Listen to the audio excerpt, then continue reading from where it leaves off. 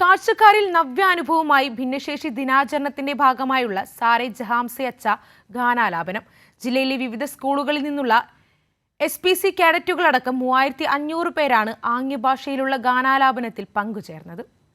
ഞായറാഴ്ച വൈകിട്ട് മാനാഞ്ചിറ മൈതാനം സാക്ഷ്യം വഹിച്ചത് വ്യത്യസ്തമായൊരു സാരെ ജഹാംസെ അച്ച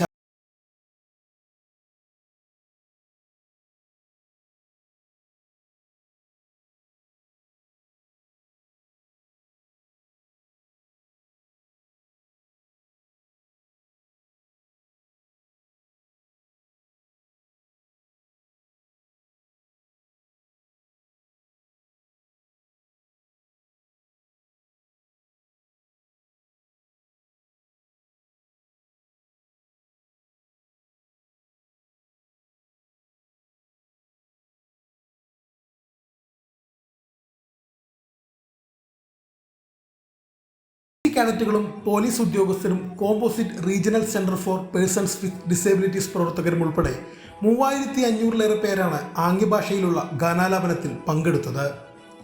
സമത്വപൂർണമായ ലോകം സമൂഹത്തിന്റെ അവകാശമാണെന്നും ഭിന്നശേഷി സൗഹൃദ നിർമ്മികൾ എന്നത് കേരളം രൂപീകരിച്ച ഡിസൈൻ നയത്തിന്റെ പ്രധാന ഭാഗമാണെന്നും ചടങ്ങ് ഉദ്ഘാടനം ചെയ്തുകൊണ്ട് മന്ത്രി PA മുഹമ്മദ് റിയാസ് പറഞ്ഞു. നമ്മുടെ രാജ്യത്ത് ആദ്യമായിട്ടാണ് ഒരു സംസ്ഥാനത്ത് പൊതുമരാമത്ത് ടൂറിസം മേഖലയിൽ ഡിസൈൻ പോളിസി നയം നടപ്പിലാക്കുന്നത്. ആ സംസ്ഥാനം നമ്മുടെ കേരളമാണ് എന്ന് വളരെ സന്തോഷത്തോടെ ഞാൻ പറയാൻ ആഗ്രഹിക്കുകയാണ്.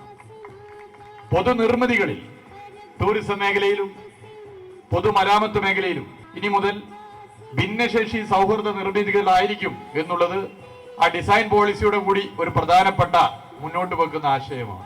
കോഴിക്കോട് സിറ്റി പോലീസും composite regional centre for persons with ഡിസേബിലിറ്റീസും ചേർന്നാണ് ചടങ്ങ് സംഘടിപ്പിച്ചത്.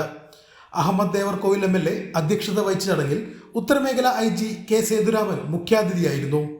കൈരളി ന്യൂസ്, കോഴിക്കോട്.